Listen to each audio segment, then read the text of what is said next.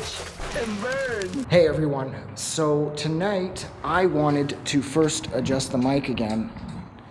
Yeah, I wanted to adjust the mic again.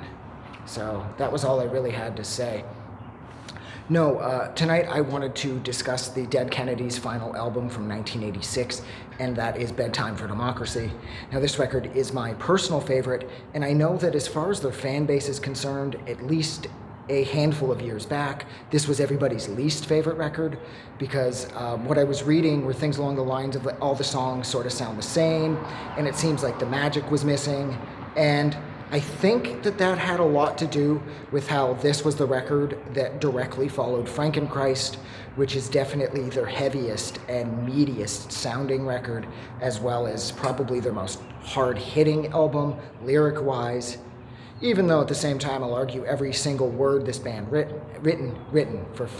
every single word that this band wrote resonated with me, and I'm sure the rest of their fan base so completely that there wasn't a wasted lyric among their entire discography. But I know that a lot of people felt that Frankenchrist was sort of their magnum opus, and how could anything afterwards hold up to it? And I will say that Jello's production is a little on the weak side. He isn't the strongest producer, but as far as the songs are concerned, these are the catchiest songs the Dead Kennedys have ever written. I mean, you've got Great Wall on here, Chicken Shit Conformist is on here, Anarchy for Sale, One Way Ticket to Pluto. I love One Way Ticket to Pluto. Do the Slag, Where Do You Draw the Line, Pot Shot Heard Around the World, Lie Detector. This record, Why Don't You Get a Job, Hop with the Jet Set, Dear Abby, Rambozo the Clown, Flesh Dunce. This record is massive, and the lyrics are so incredibly timely, and they're timeless in the sense that the topics that Biafra and company were sort of touching on then, they're just as relevant today. Here it is decades later. And that's like one of my favorite things about the Dead Kennedys is the amount you can learn from their lyrics and how socially and politically and culturally relevant they stay. It's like when these lyrics were penned back in the late 70s through the early 80s, early to mid 80s, I don't think that Biafra and company really had any intention of having their music last as long as it did, but that's exactly what's happened. I mean, I've met countless people over the course of time who felt that their lyrics have really informed them in a way, using comedy and satire in order to, educate them on topics that they wanted to know more about and had no way of really getting into. And yet there was the Dead Kennedys discussing everything from the Contras killing nuns all the way to Kipon poisoning to what happened back in Japan with the Minamata poisoning back in the 50s.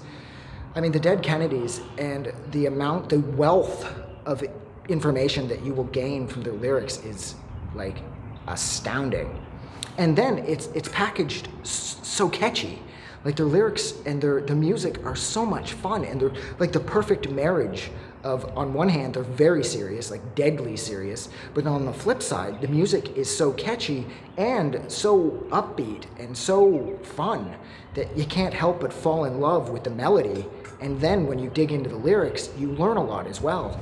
And that's like one of my favorite things about the Dead Kennedys. And that's really what I felt. I felt that the Biafra's lyrical power was on full display here.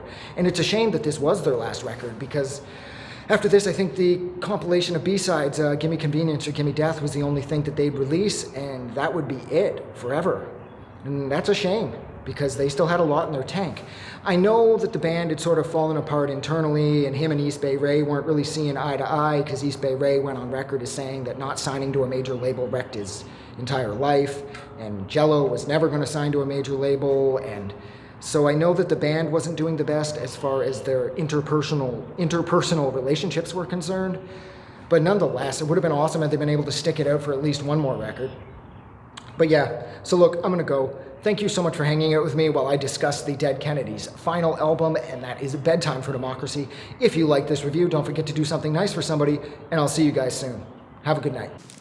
I just wanted to say thank you for making it through the entire video. I really appreciate it. And I'm going to remind everyone one more time, even though I've probably already done this in the video that you just watched, to please click the like button as well as the subscribe button because it helps this channel grow. And thank you for hitting like and subscribe, and we will see you guys really soon.